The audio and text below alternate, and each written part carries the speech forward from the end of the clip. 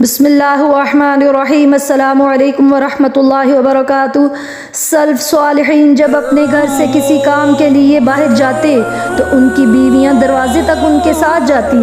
لیکن آج تو یہ دور ہی ختم ہو گیا نا۔ آج تو اکثر بیویاں کہتی ہیں کہ جان چھوٹے، یہ گھر ہوگا تو کبھی کپڑے پریس کروائے گا، کبھی چائے کا بولے گا، کبھی کھانے کا بولے گا، لیکن سلف صالحین کی بیویاں دروازے تک عزت، محبت اور چاہت کے ساتھ چھوڑنے جاتی اور پھر یہ کہتی ایاک وکسب الحرام فإنا نصبر علی الجوع والضر ولا نصبر علی النار۔ اس کا مطلب کیا ہے کہ جانے والے حرام سے بچ جانا، میں اور میرے بچے کم ملنے پر صبر تو کر سکتے ہیں لیکن جہنم کی آگ برداشت نہیں کر سکتے تیرے حرام کمانے کی وجہ سے۔ حرام کھا کے ہم جہنم کی آگ برداشت نہیں کر سکتے۔ لیکن دیکھیں آج ہو سکتا ہے کہ کوئی دروازے تک آتا ہو، لیکن کیا ہے کہ ایک لمبی لسٹ لے کر کہ یہ آج ہر حال میں لانا ہے سب کچھ، مجھے نہیں پتا کہ حلال کمائی سے لاؤ یا حرام کمائی سے لاؤ، بس مال آنا چاہیے گھر میں۔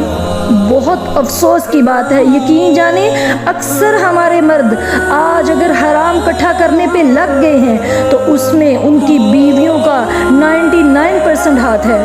ورنہ وہ پوچھیں کہ آپ کی تنخواہ تو اتنی ہے، آپ کے کاروبار میں سے منتھلی پروفٹ تو آپ کو اتنا آتا ہے، لیکن یہ اتنا ایکسٹرا خرچ جو آ رہا ہے کر رہے ہیں آپ کہاں سے کر رہے ہیں؟ اور انہیں یہ فکر ہو بیویوں کو کہ اگر ایک نوالا بھی ہمارے پیٹوں میں یا ہمارے بچوں کے پیٹوں میں چلا گیا تو نہ تو ہماری دعائیں قبول ہوں گی اور نہ ہی یہ جو نسلیں جن کو ہم پروان چڑھا رہے ہیں یہ نیک ہوں گی، اور نہ ہی ان کی وجہ سے ہمارے قیامت تک درجات بلند ہوں گے، کیونکہ جب حرام کھلا کے نسلوں کو پروان چڑھائیں گے تو وہ کیسے پیچھے آپ کے اس بہترین صدقہ جاریہ بنے گی، کیسے آپ کو پل پل جب ضرورت ہوگی نیکیوں کی۔ کہتے ہیں کہ جب انسان جیسے ایک سمندر میں ڈوب رہا ہو اور اس کے ہاتھ تھوڑے سے باہر ہوں اور وہ ہلا رہا ہے اور اس کے دل سے یہ بار بار آ رہا ہے، دعائیں کر رہا ہے کہ یا اللہ کوئی مجھے بچانے والا آ جائے، خواہ وہ مجھے جانتا تک نہ ہو،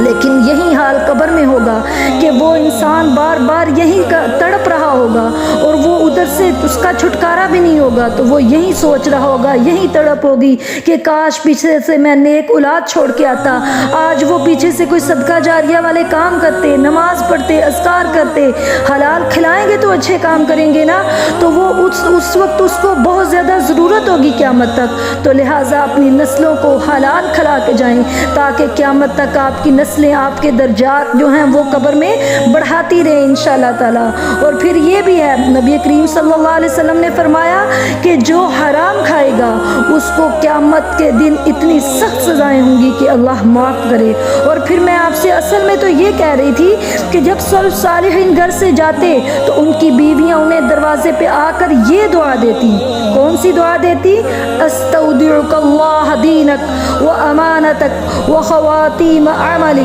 زوجک اللہ التقوی وغفر ذنبک ویسر لک الخیر حیث ما کن۔ کتنی زبردست دعا وہ ان کو دیتی۔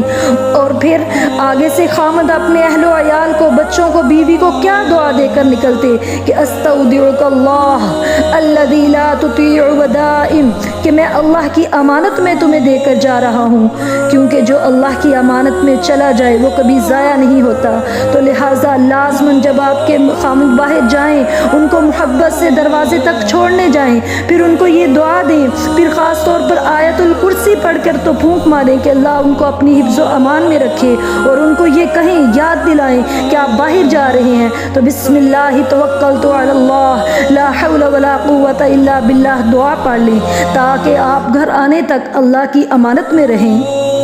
کیونکہ یہ اتنے اہم ترین رشتے ہیں کہ اللہ تعالیٰ ہمیں کسی اور کا محتاج نہ کرے، اللہ تعالیٰ ان کو ہمارے اوپر سلامت رکھے، ہمارے بچوں پر سلامت رکھے، اللہ تعالیٰ ہمیں محتاجی کی زندگی سے محفوظ فرمائے، اللہ صرف ہمیں اپنا محتاج کرے اور جو وسیلے بنائے ہیں ان کو قائم دائم رکھے۔ اس لیے یہ چھوٹی چھوٹی دعائیں خود یاد کریں، اپنے میاں کو یاد کروائیں، اور سنت طریقے سے جب آپ سنت پوری کریں گے تو اس کا علیحدہ سے ثواب ہے، اور انشاءاللہ زندگی میں، مال میں اور ہر چیز میں اللہ تعالیٰ برکت ڈالے گا۔ آمین۔ السلام علیکم ورحمۃ اللہ وبرکاتہ۔